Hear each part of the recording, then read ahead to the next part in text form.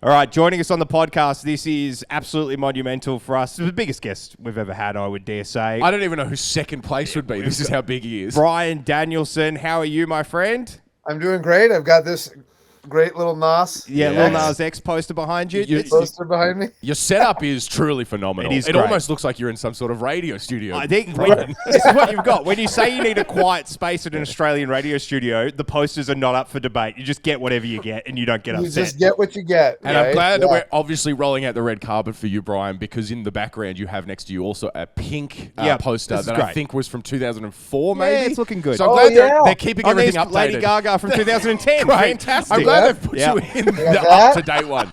Cutting this edge. guy? Not even sure. Wait, let Not me even see. sure. This one is the. I don't know who that is. No, neither do I. It looks like it's a Rorschach test. Like you go in there and you're like, why have you got a picture of a dead bird on the wall? And they go, that's Right, very telling. yeah. That's Yeah, very yeah. telling, actually. Also knowing how often these posters get updated, it's only a matter of time before we find a poster that's really problematic. So maybe we just get onto the... Stop panning Yeah, around. yeah, Stop yeah. panning around. I don't know if people are checking that room. Well, this is very exciting. You're in Australia right now for a very specific reason, and that is to let everybody know that AEW is coming back in 2026. We could not be more excited about this. This is the most spoiled Australian wrestling fans have been for wrestling in a very, very long time. What do you think you could put that down to? Is it just this moment that professional wrestling is going through at the moment, or is it the Australian fans have that particular bit of they're just ravenous? They want to see as much live pro wrestling as possible. They stay hungry. Yeah. Well, so I don't know about the current culture as far as professional wrestling in Australia goes. But one of the things that I do think is because you've seen so many Australian wrestlers be so successful, that I suspect that has something to do with it. Because, with AEW, you've got Tony Storm, who's one of our biggest stars in all of AEW. She's You've got sensational. Kyle Fletcher, who's doing incredible work. You've got Buddy Matthews, you know what I mean? You've got Harley Cameron, who's been one of the more breakthrough entertaining stars on our show. And then even in WWE, you've got Rhea Ripley, who's obviously a massive star. Yeah. So it's like, I mean, I would think that has a decent amount to do with it. Yeah, people are just wanting to see their homegrown heroes come back. Well, it does sort of feel like it's a moment for us, but does it feel like that for everyone else, or is it just because we're in it and then every time I see wrestling now, I'm like, oh, another Australian, that's amazing. Yeah, so I feel like, it's becoming kind of a thing where it's like, where are these people? Like, why are there so many Australian wrestlers? Right now? Yeah. Right, and it's a question, and it's not like a question like, oh, who knows? No, it's a question with an answer that we need to find out. Yeah. Because we need to keep these things going so that we keep having these kind of things. Yeah, it's only a matter of time before Slam Pro Wrestling here in Canberra has somebody on the main stage as well. So It really I'm not is a putting. matter of time. If I didn't put that out there, I would get into a lot of trouble, Brian. I Okay. apologize. Now, look, your career is literally top 10, like Hall of Fame across the ballot. One of the most extensive, I think. Amazing. We've been big fans of you for a very long time. Do you, at this point, you're sitting back, we've just discovered over the weekend that you're going to be full-time commentary moving forward in AEW. How does it feel to be looking back? Do you have like a legacy mindset, or do you still think there's stuff to be done with this new chapter? Neither. I don't have either mindset. My mindset is like, I'm very grateful for like the life that I've lived, and Yeah. it's been an incredible roller coaster, and I just feel blessed. I mean, I met my wife through wrestling, right? So it's not just the wrestling, but it's like I met my wife through wrestling. I mean, a lot of my friends are wrestlers and bonded over these experiences. I've got to travel the world, do all these different things, whatever it is. But as far as like a legacy, as far as like what wrestling fans think or what they'll remember or what people will think of Bryan Danielson going forward, I don't even think about that at all. I don't think it's a real thing. And what I mean when I say that is that Lou Thesz was the most well-known wrestler in the 1950s, right? Yeah. And who thinks about Lou Thesz? Lou Thesz Press, but apart from that, yeah. But I mean, even they don't say Lou Thesz Press, they say Thesz Press. Yeah. And half the time they don't know like I bet most of the people, if you say, okay, who is this referring to? Yeah. They wouldn't be able to give you the name wow. Luthez or why or what his significance was, you know? And so it's like, so anyways, you know, the people who will go deep down into rabbit holes, maybe they'll look back on my career and think, oh, that's nifty or whatever it is. But it's not like, okay, an avid wrestling fan, a deep, diehard wrestling fan in 2025 is like deep into Luthez. The back catalog, Deep into Luthez. You know who I wish could come back is Luthez, right? Yeah. It just and he was the biggest star of that era. I don't think I'm the biggest star. I'm nowhere close to the biggest star. I haven't been the biggest box office. I've really enjoyed my time, and I'm very proud of the things that I've done. But as far as legacy, I don't think that exists. I don't know. It's not like Cool. It's a cool way to look at it. It is. It's very cool. It's also very cool for the biggest Luthez fan out there who is now all of a sudden like getting pinged of like, Finally. why is Bryan Danielson talking nonstop about Luthez? This is all Wait I've a wanted. second. I think you'd be hard pressed to find a bigger Luthez fan than me. There you So go. that's Yeah, why yeah, you yeah, have yeah. to- So So your you've pushed, phone. you've pushed an agenda on this podcast. You're like, I will get on this podcast and talk about Luthez. Get your stuff out there. I appreciate it. Brian, this AEW show in Australia, Grand Slam was such a huge success last year. I think Sydney, the arena's a bit bigger. How is everybody? Is everybody excited on the AEW side of things to be coming back? Did they really like the Australian crowd? I mean, we've seen some incredible international crowds with wrestling over the last 2 years. How did we compare? Yeah, so it's hard for me because I wasn't there live, right? Yeah. But the wrestlers who were on that show, talk about how incredible it was. That's very cool. Because as a performer, you feed off the energy that the crowd gives you, obviously, and then that translates and it goes into your psyche, right? Like you don't remember. So, for example, I hate to say this as a blanket statement, because this is just how I relate to wrestling, right? I don't remember the moves of the matches that I did. Yeah. I remember the feeling that I got while I was out there, right? So if you were to ask me what my favorite wrestling match that I ever partook in was against Swerve Strickland at All In last year in Wembley Stadium. Yeah. It was everything. It was my family was there in the crowd. It was the crowd's reaction. It was the size of the crowd. It was the emotion within the crowd. It was the feeling I got inside. It was watching Swerve Strickland be just like this badass boss, right? So I think like wrestling is a lot like I'm not an actor, so I don't know. Yeah. So it's like, but I feel like if you are playing off of somebody acting, they're really giving you a lot emotionally. It's easier as an actor to play off that. Yeah, of Right? course. When you're a professional wrestler and somebody is so vibrant and they've got just energy just pouring out of their body. Yeah.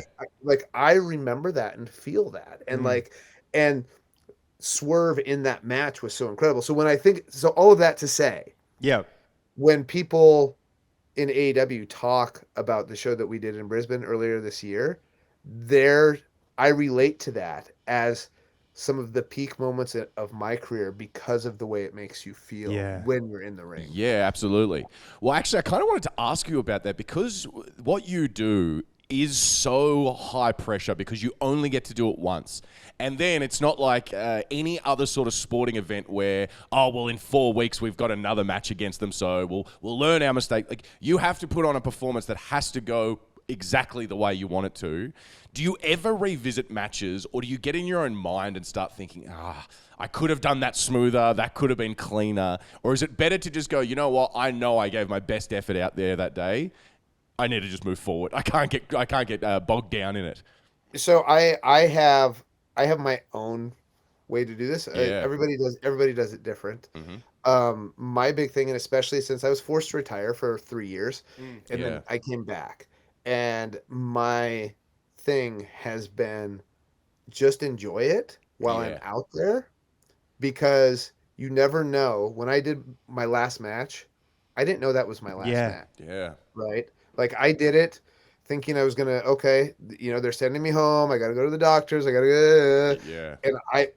And then it was like, that was my last match. Yeah. And for 2.5 years, I thought it was my last match. Yeah. And without knowing that. And so then my perspective now I'm not wrestling, but I go out, I wrestle, I enjoy it. When I come to the back, I spend the whole day after the match, go back to my hotel room, still enjoy it. Don't worry about what went wrong. Yeah. Right?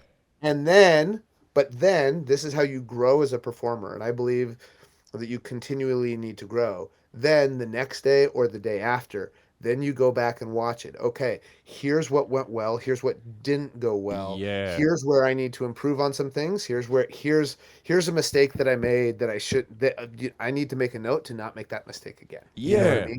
Brilliant. That sort of thing. But I think, what's the point? Yeah. Well, and I was going to say, that's such a nice analogy. I see so many, and I've been like this in the past before I was forced to retire. Yeah.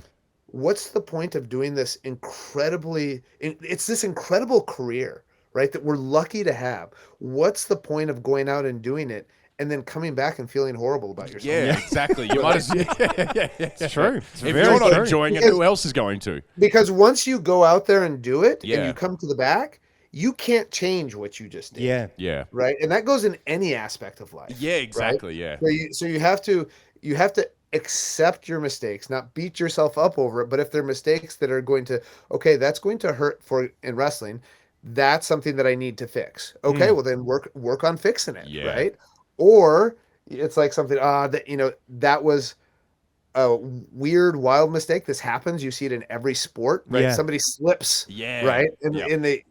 There was nothing. I put my best effort out there. There's nothing I could do about it. Mhm. And then let's just hope that slip, whatever it doesn't happen again. So you have to Yeah. kind of acknowledge, okay, where's something where I need to improve my skills versus where's something that was just, something just went off. Yeah. And At the end of the day, you're a human being. Like your body Yes. is going to fail Yeah. the exact same way that Yes. other people's bodies fail. And that applies to everybody everywhere. Exactly. Right. Yeah. Like, there's a lot of people who beat themselves up a lot. And I say that because I'm one of them, right? Yeah.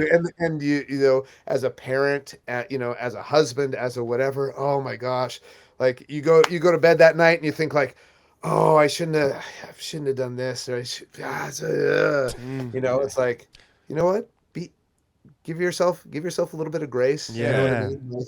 Like, Yeah, exactly. You're doing your best. And I love that. Someone said to me recently, honestly, it's like waiting for something to get perfect, you'll miss out on life. Yeah. So going, well, okay, that match went badly or whatever decision, you know what, I'm going to retreat, wait till I'm perfect and then come back out. You'll what's the point? You're meant to learn through mistakes as well. I've never had a perfect wrestling match, right? So I'd beg to differ. I was going to say, wait wait till this comes out. Watch this.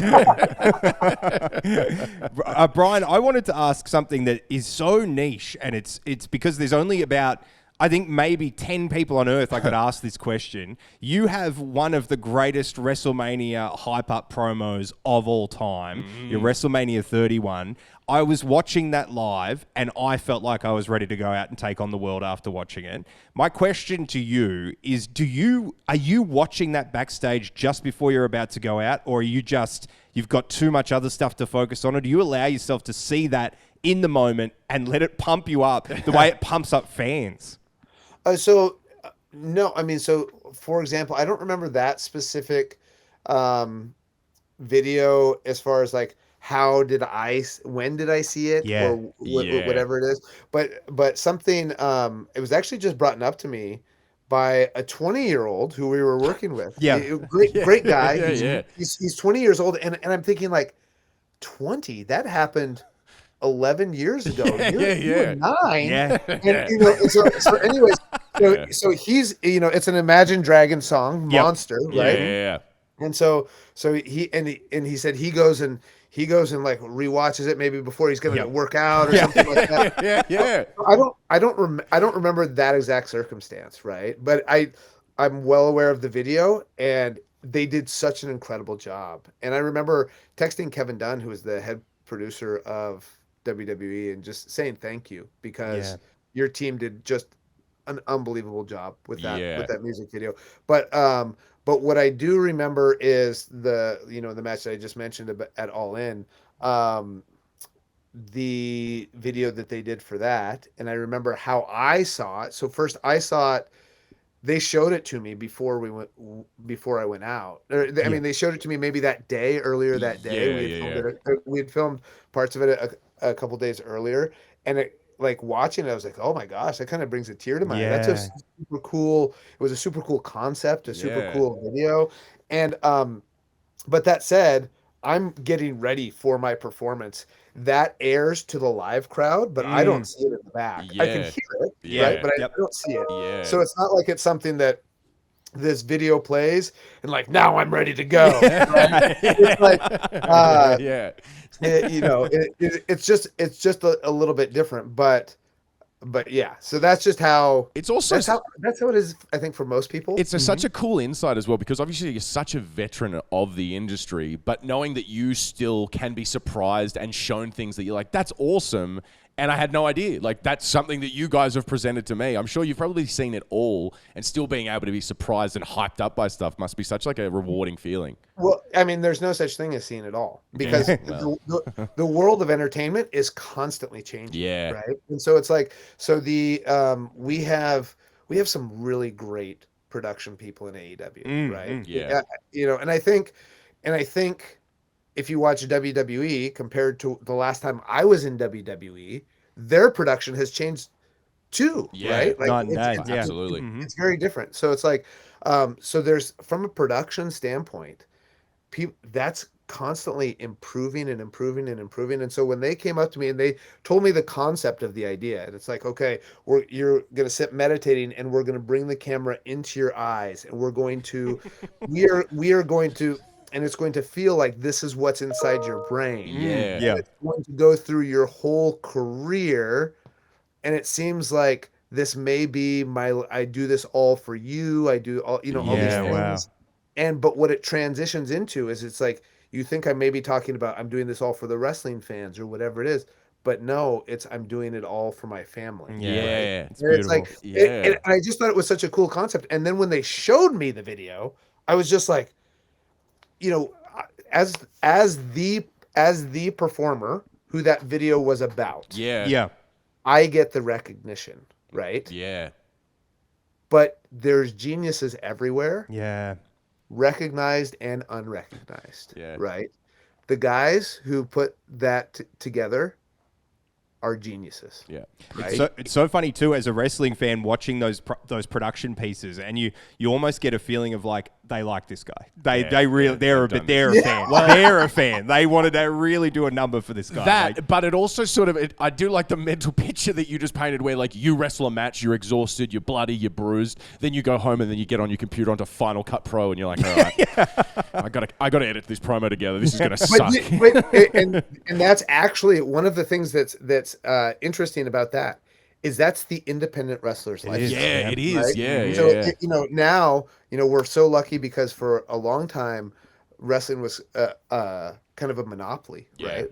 With WWE. And so, you're either kind of with them, you could be with TNA, Impact, but they weren't, but then everybody else is just struggling to get by. I mean, internationally, there's New Japan in Japan, there's CMLL in Mexico, and all that kind of stuff. But that's the independent wrestler lifestyle, as far as like, okay, how do you're not only in charge of just the wrestling, you're also in charge of promoting yourself. You're a marketer. And doing all these kinds of things. And boy, I'm glad I don't have to do that. It's social media now. Like I'm spending a bit of time around one of our independents here in Australia, Slam Pro Wrestling.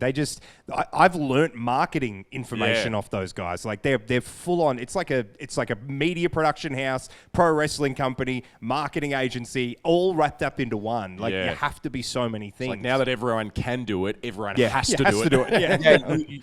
You just have to. If you don't, you're being left behind, right? Which is why I'm very lucky to be in the generation that I was. Because it was like I'm really bad with technology, and It's not that I couldn't learn technology. No. I'm of the opinion that I can learn anything that I want to. But oh. Yep. You're at Nova in Sydney. Yep. Fantastic. Why did that sound like it was a fire alarm? Yeah. Well, yeah. It's weird because it just came out of the speaker. Yeah. You look more scared than no we idea did. what's going on now. I don't know how we. Oh no! Someone's editing. Are you I think being someone's editing in another studio. Either that or you're being evacuated. I don't know. I don't know what's going on there. They've sold a promotion in the evacuation notice. That is actually. This is where it would be helpful if I was better with technology. Because then I'd be like, oh, that's okay. I can just hit this button over here. Perfect. Perfect. Look, here's. Yeah, you've got the full deck. Ignore the weird posters. I don't know. Just touch these screens and. We've infiltrated Sydney Nova. We could. You have no idea how much damage we Put could us do live. right now. Yeah, put us live right now. Brian, this is obviously, to talk to you is kind of surreal in a way for me. As I said, I'm a huge fan. But one of the things that I think from your career that I loved the most was some of your time with a person who's making big news at the moment, which is AJ Lee returning to WWE. She was a big part. You guys did a lot of stuff together when you were there. How do you feel seeing that return? Have you seen it yet? What are your thoughts? I honestly, I haven't seen it. Yeah. It just happened. It just happened. Yep. Like I've been in Australia since Thursday. Yeah. We do have the internet down here, but I understand. Only just. It's not. That's not on you. So the internet is everywhere, right? Yeah. But are you always on the internet? No. And that's where for me to keep my peace of mind. Yeah. Like I feel like the most important thing that you can do for yourself is to take care of where you put your attention. Yeah. You know, when you have the ability to do that. And so, I mean, a big part of my thing is I don't have social media on my phone. I just don't have it. Yeah. So it's like if I wanted to post something, I have to log on and I used to have a manager. I don't have him anymore. I said, I don't need. He would bring me things. He would bring me things. He'd be like, he was great. His name is Meat. He was great. He'd bring me these things and like, hey, I got you this sweet beard oil deal, and I'm just like, I don't really use beard oil. So I don't.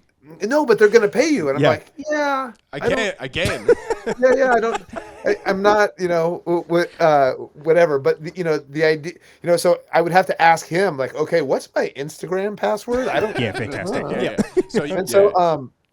So anyways, I think for me, the most important things to do is to manage my own attention, right? And to see like, okay, what are the things that are important to me?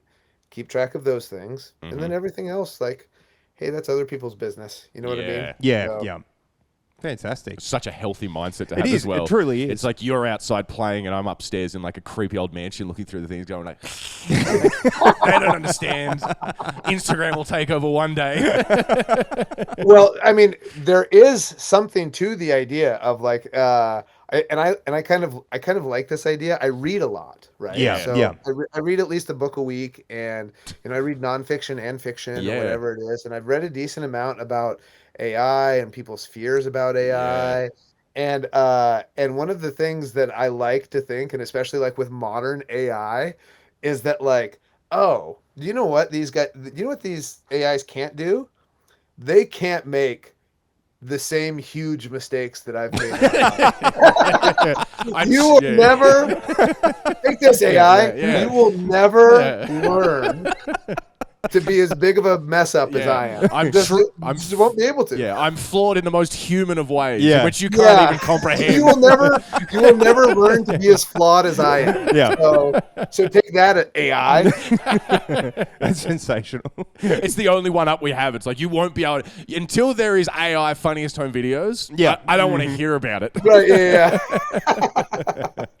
Do you feel like there's ever a world where we're gonna get? So obviously we've had multiple promotions cross over with each other. Do you ever think there's going to be one day where we will see AEW and WWE do something together? You never say never.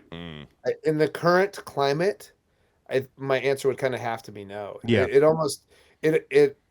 almost seems, and this is just my perception, and I don't want to put this on anybody because I've never talked to anybody about this. It almost seems like they would like us to go out of business.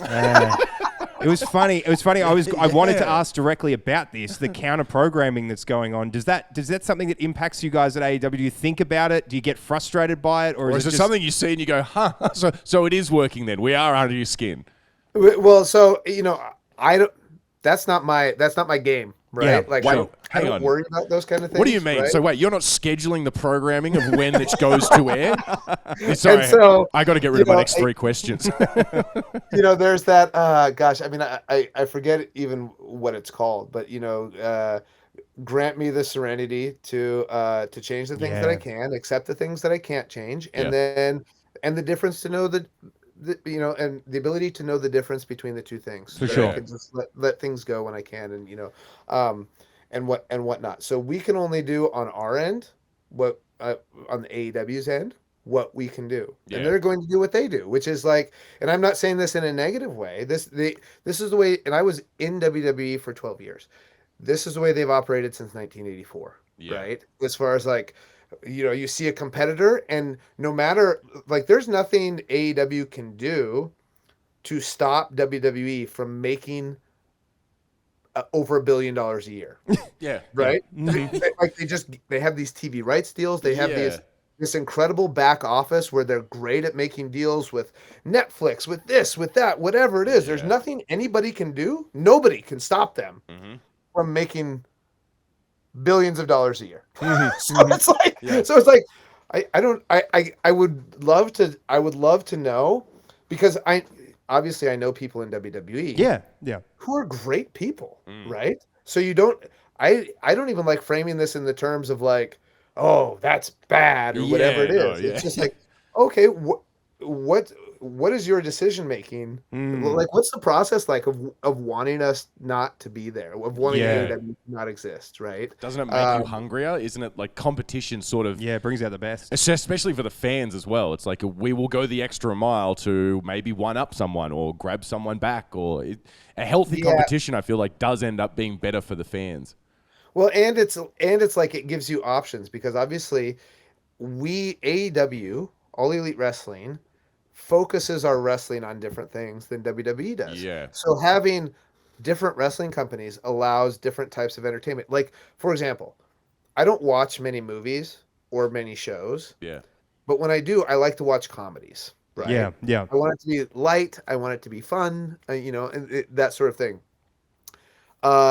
Some people love horror movies. Right. Yeah. Yeah. Imagine, would I ever watch a movie if they were only horror movies? Probably not. Yeah. If you have, okay, here's something that I can look at. Here's one style of wrestling. Oh, I don't really like that. Here's another kind of wrestling. You know what? I do like that. Yeah. And and not only is it good for the fans, I think it's super important for the wrestlers. I mean, the wrestlers having two companies where you can make a serious living is really good for the wrestlers. It's really good for like the production people in wrestling. You know what I mean? So I would think most wrestlers in WWE want AEW to keep existing because it's good for them. Yeah. But certain people there obviously don't want us to exist. Which is, and I'm not saying anything bad about them. I'm just saying, I'm curious as to why you're doing that. Yeah. Why they desire that. Right? Yeah, exactly. Yeah. But a high tide rises all boats, like, or whatever that saying is. I think it's 100% that. It's you get people that are happier to be in the situation they're in, give a better performance, and you end up seeing these amazing things that you like. Toni Storm's a perfect example of that. One of my favorite performers of the last 10 years, and that wasn't what we were seeing when she was in WWE. It just wasn't like. And there's going to be misses on both sides, in the sense of like an incredible talent who there's going to be incredible talent that WWE misses on. Yeah. Who will come and succeed in AEW. Great examples of that are Toni Storm, Swerve Strickland, right? Yep. Yeah, of course. Incredible talents. There's going to be talent that AEW misses on and will succeed very well in WWE, right? Yeah.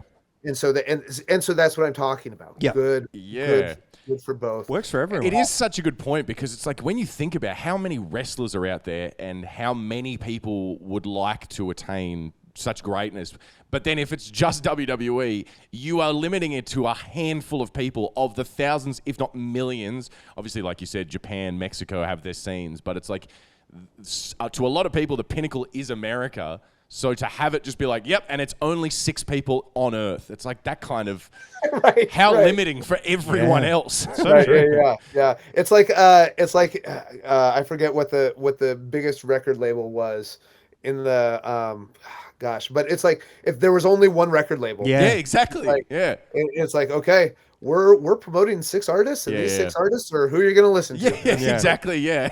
Oh boy, and I have very unique music tastes, right? So it's like my wife doesn't necessarily like the music that I listen to, and so it would be like, would the music that I like just stop existing? That doesn't seem right.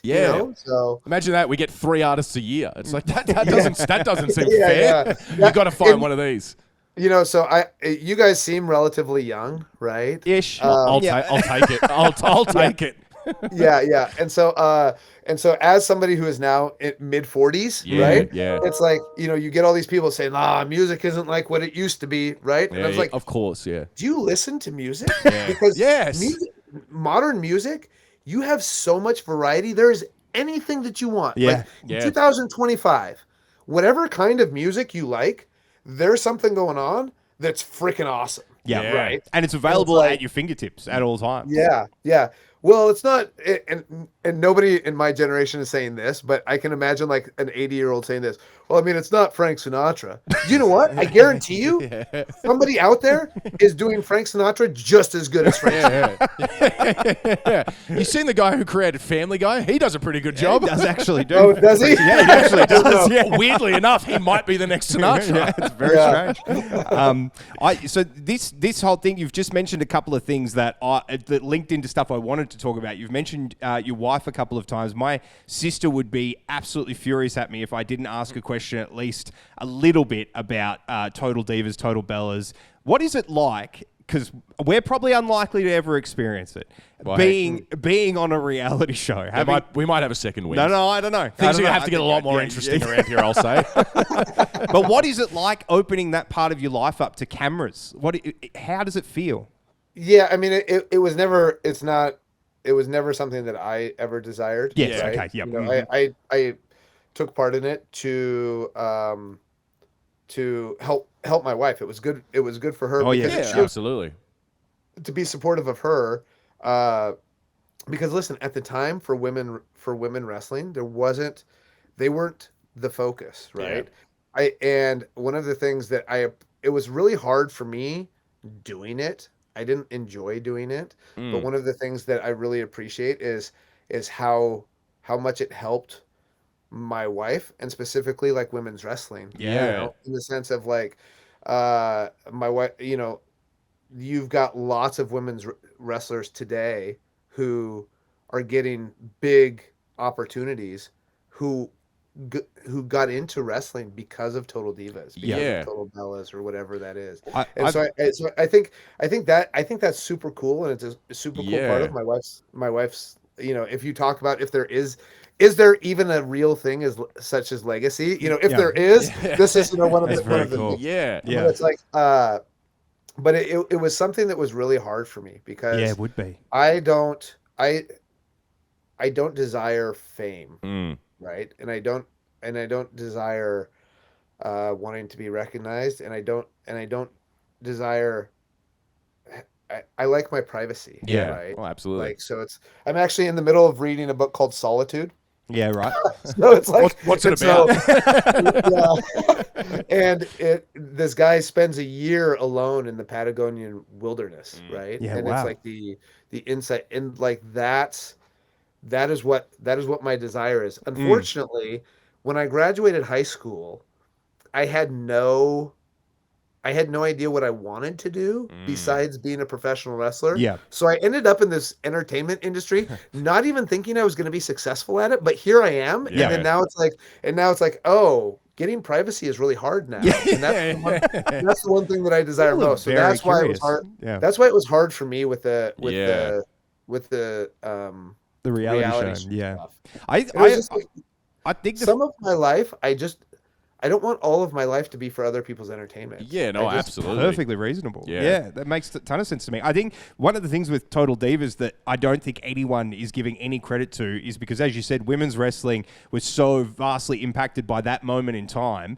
I think everybody who gives F1 Drive to Survive all this credit that it changed Formula One, I think Drive to Survive was just a copy of Total Divas. It literally was just profiling these people and giving them characters, giving them backstories, giving them this platform. And now you've got billions of dollars pouring into Formula One. I think they owe your wife and her friends a very big debt of gratitude.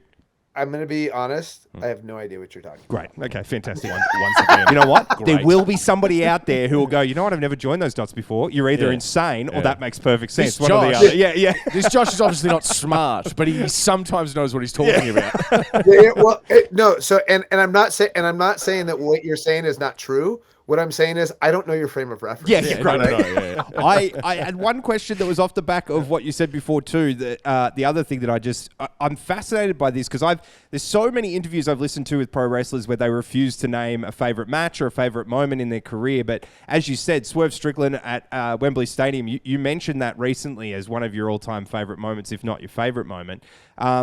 I just want to say, if I could get like another little list going here, out of your 2 WrestleMania main events, is there one you prefer more than the other in terms of how it felt, the moment in time? Because the post-COVID one was such a strange time for the world, but then the 31 was such an epic time for you. It was. I wonder what you think. Yeah. So, it's hard for me to even relate those two. The one that I did in 2021, 2021, where it was the triple threat with me, Adam Copeland, and Roman. Yep. So that was interesting because I felt like a weird sense of detachment when I was wrestling, and since I came back from retirement, and you have to think this is the first time we're in front of fans in like over a year, and I felt this weird sense of detachment. Like I was looking down on the whole thing, and it actually made me wonder. It was like, am I gonna? There was a couple things in the match that I was a little worried about, and it just made like internally I was like, oh, I wonder if I'm gonna die. Yeah. This is kind of how every Final Destination movie starts. I have a premonition and I have a bad feeling, and then it happens. Oh my god. Yeah. Well, no. I mean, it was just this weird, out of body experience, really weird mental space. Whereas, like mostly, like I'm one of the wrestlers who loved pandemic wrestling. Yeah. Okay. All right. Yeah. Like I thought, like, wow, this just changes the game. Yeah. Everything that we did before this. And not everything, but a lot of things don't apply now. Yeah. It's like you're rewriting the book. You change from being a theater performer to like a film movie actor. close up performer. And so and then it was hard, like, and maybe this is what it is. Maybe it was just hard to zoom back out. Yeah. To be that thing and so anyways, yeah. So all of that to say, this is, if you can't tell, I'm long-winded. No, I love it. I don't know what you're talking about. Yeah. This is the joys of a podcast. Yeah, it's everyone is. And but all of that to say, if I had to choose between the two, WrestleMania 30 by far. Yeah. Okay. Yeah. Mm-hmm. And so yeah, between those two. Yeah. It's actually my favorite. Can I tell you my favorite WrestleMania moment? Please do. No. Let's cut you off. No. Yes. Sorry. Wrestling Kofi Kingston at WrestleMania 30. Yeah, that was awesome. I remember that. Yeah. That was my favorite. You know, there was a lot of things about WrestleMania 30 that make it hard for me to look back on now. Yeah. Right? Yes, of course. In the sense of like, and also during that time, I was going through a lot of pain, and so it's not something that I really ever tend to think about too much because it brings me into a negative space, right? Yep. But versus WrestleMania 35, wrestling Kofi was so awesome. Yes. And it was just like, what an incredible experience. And then also my daughter had been born at that point and she was there. She was backstage. That's awesome. That's very cool. Obviously I lose that match. Yes. In the best way possible though. But that's one of the best things because the WrestleMania 30, I had to go do media the next morning. Yeah. Here, I think it was WrestleMania 35. Here, You lose. I come back. Yeah. My daughter's hugging me. We get to sleep in. Yeah, beautiful. It's like, God, it's awesome. Kofi has to do all that media. He's the one who has to go out and do all the things, right? yeah. Just wink at him as they're taking you out of the ring. Just, I'll see you in a week, mate. I'm so glad you mentioned the run up. The match with Kofi, because in the run up to the match with Kofi is one of my favorite pro wrestling promos in history, which is you walking through the arena, just calling out people for not being eco-friendly, for not lifting it. Phenomenal. It was sensational. But it felt like, to me, it went for about 15 minutes. When you're given that concept that you're going to be walking through with a camera, interacting with people for that long period of time, is it intimidating? Is it exciting? How do you feel knowing that's your job tonight? You have to go and get that done. So during that period, I had so much material. Yeah. So I never worried about running out of material. Brilliant. Because part of, the idea, so many wrestlers have said this, is the best, the best characters in wrestling are just themselves turned up to 11 or whatever. Right. And that's like the Planet's Champion was my internal dialogue turned up to 11, except, instead of criticizing other people, like, that's how I kind of feel about my own life. You know what I mean? In the sense of oh, okay, these other people, if you don't care about environmental issues or whatever it is, that's fine. But I do. And yet I'm still flying every week. Yeah, right. Yeah. I'm doing these things. And it makes me think of internally, I don't criticize the guy he's just trying to make a living. He's got a family to feed and barely getting by. Yeah. And he's not going to have time or mental energy to worry about the environment.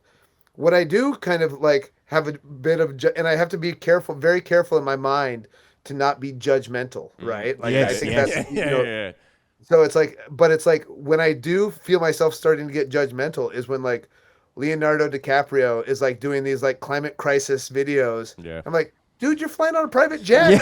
Yeah. You're standing on an island you own. Yeah, I don't know. Right, yeah. Well, and so it's but that is also not fair to him. Yeah. Because it, in the sense of okay, who's a bigger star in this world? Leonardo DiCaprio or Mark Henry? It very much depends who you're asking, but yes, Leonardo DiCaprio, I would say, would be the default answer. What year? Mark Henry, who's a much, and I love Mark, but compared to Leonardo DiCaprio, he's pretty far down on the list. The celebrity. Mark Henry can't walk through an airport without people just coming up and slapping him on the back and doing all these things. He can't it's hard. And he's not even the biggest wrestling star. He was a big star, but he's not the biggest. It's not like he's John Cena, right? And so you just imagine okay, I can understand why he does this, but he's still trying to do something positive. Yeah. He's doing these things or whatever it is. But that's my inner, that inner critic that we all have for people who, and we especially have for people who are more successful than ourselves. Yes. Yeah. We just we just oh, well, this is that or whatever. Anyways, the Planet's Champion was my internal dialogue towards myself. So essentially, every promo was you lecturing yourself. Yeah. Me lecturing myself. Yeah. So it was, so it was endless material, right? Yeah. It was such a phenomenal run. I absolutely loved it. It's like you were a new age Captain Planet. Yeah, it was. But then also Wrestling Captain Planet. Yeah, like your sentimentality. Captain Planet doesn't come down, save the day, and then see a kid and is like, actually, you lit it a week ago. Come here. I'll get you. And you know what? Part of the basis of this whole thing. So I worked with the writer that was in WWE that was working with me, who I love, and now he's now with AEW. His name is Robert Evans. I mean, our brainstorming sessions were awesome. But one of the things is that it's kind of based on the idea, as somebody I'm mostly plant-based and started being vegan in 2009. Do you know who the most irritating people on the planet are?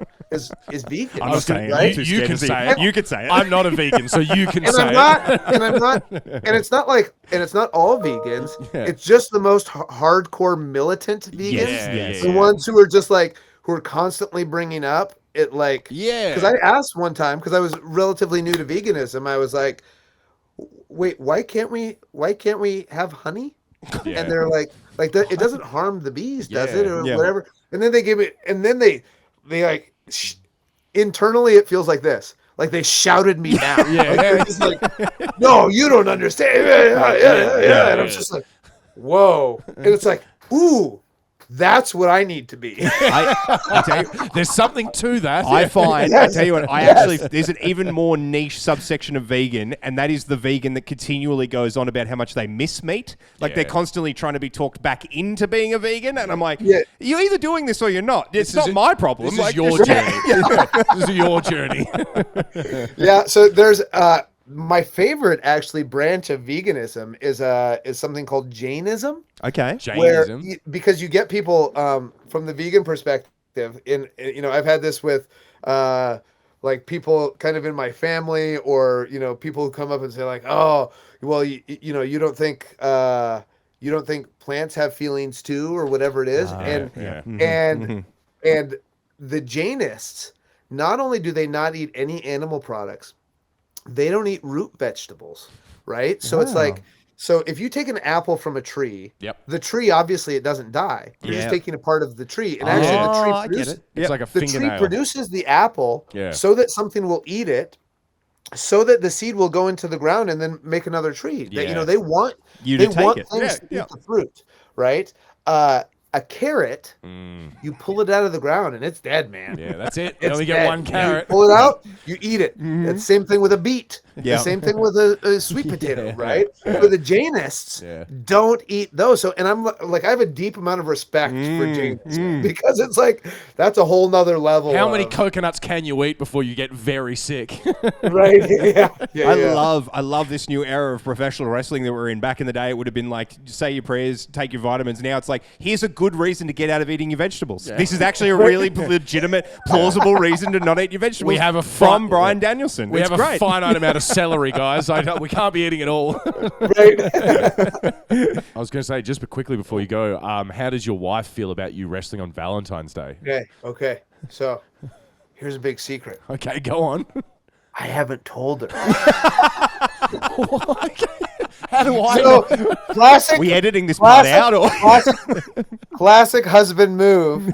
You avoid Yeah. you avoid the bad conversation for as long as possible. Yeah. You have to just in the back of your mind go, whenever I do something really, really good, that's a good time. That's the moment. Hey, by the Yeah, way. no. Or Yeah. when she does something that she shouldn't. Yeah, So exactly. Yeah. I'm gonna take up more of your time right now. Please do. I was going to say. I hope you guys don't mind. We were please letting do. you go. No, that was out of we could sit here all day. So an example of this, and this is what I think all husbands should do. Okay. Because we're constantly in the wrong. Yes. I am a self-professed idiot who makes a lot of mistakes, right? A lot of mistakes. Yeah. I don't realize all these sorts of things, but on the rare occasions when they do something that you feel like, oh, that's not quite right? The move is not to mention it then. It's the move is to wait for when you want to do something that's a little bit selfish. Yeah. And then when they say, wait a second, you can't do that. Then you bring up, well, sweetheart, you did this and I didn't say anything. Here's a perfect example from my wife. Yeah. I had my last match with AEW. Yes. Yep. I wanted to shave my head. And this was now, if she would have criticized the idea because it's a dumb idea in the sense of what was the purpose for shaving my head? Yeah. I thought if I shaved my head and got rid of most of my beard, nobody would recognize me. You're I could walk around. Mm-hmm. Yeah, so that was kind of the idea, and I was tired of like the upkeep. I had long hair, all that kind of stuff. Of course, yeah. And she said, I hate it when you have a shaved head. I hate shaved heads. Wow. Right? Yeah. All this kind of stuff.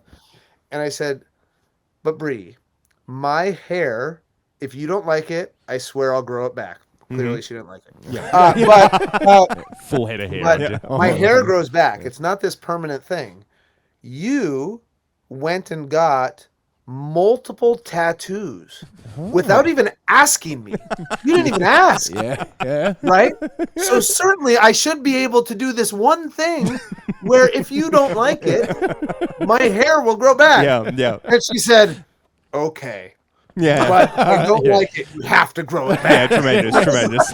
I will give the caveat at the end of that, like, at the end of toy commercials in the 90s where it's like batteries not included. Bryan Danielson's marriage security not included in that analogy. If you'd like to do this on your own time, you will face your own consequences. I've literally... Yes, 100%. So this is not... You have to understand also, I am a very lucky man who has a very, my wife puts up with a lot. Yeah. You have to understand. So, I talk too much. So here's the Not to us. Not to us.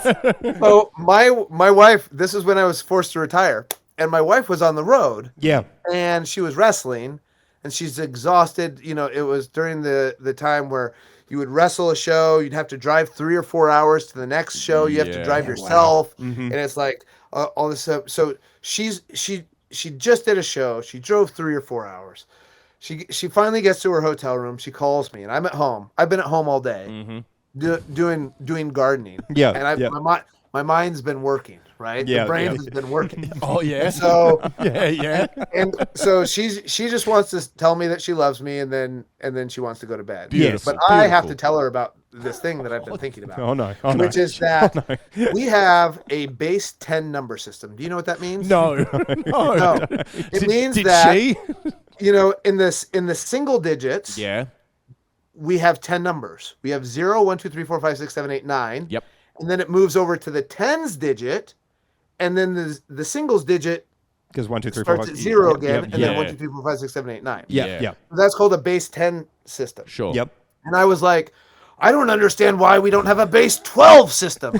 It should go 0, 1, 2, 3, 4, 5, 6, 7, 8, 9, number, then 10. So then our 100 would be 144, right? Yeah, and okay. So, yep. and I had all these reasons why, right? Yeah. There's, for 10, it's only divisible by 2 and 5. With 12, it's divisible by 2 and 6 and 3 and 4. And all these different, there's 12 lunar cycles in a year, and the time that the Earth goes around the sun, all these different kinds of things. I don't understand why we're in a base 10 number system. The Babylonians did a base 60 number system, all this kind of thing. I'm going off. And she's like, I don't. How long have you? How long have you been in the sun today? But I deep down, I was like, why? Yeah. Why do we have a base 10 number system when it doesn't make any sense? It would be better to do this other number system. Yep. And there's been other number systems in the past in different civilizations. And why are we base 10? And then we talk about this for probably 30 minutes, and she's exhausted. But she puts up with it. Yeah. That is superhero. beautiful. That's superhero stuff. Yeah. And, yes. And then we say goodnight, and we hang up, and then I'm laying in bed. And I call her right back. Oh my god! At this point, you are asking for a problem. You only can antagonize someone so much. I call her right back, and I say, "Bree, I'm an idiot. I figured it out. Oh my god! Oh my god! Why do we have a base 10 number system? Because we have 10 fingers." There we go. Yep, brilliant. And she goes, "You're right. You are a fucking idiot." That's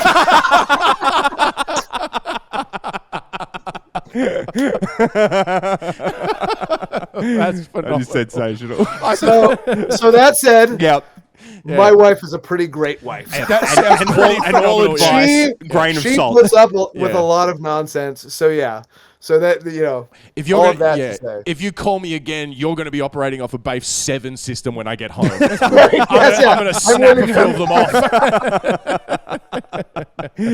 Brian, thank you so much for your time We today. really do mate. appreciate We're it, so mate. excited about AEW coming back to Australia next yeah. year. And we couldn't be more grateful to have this opportunity to speak to you. So thank you so much. Yep. Thank you so much. Have a great time, guys.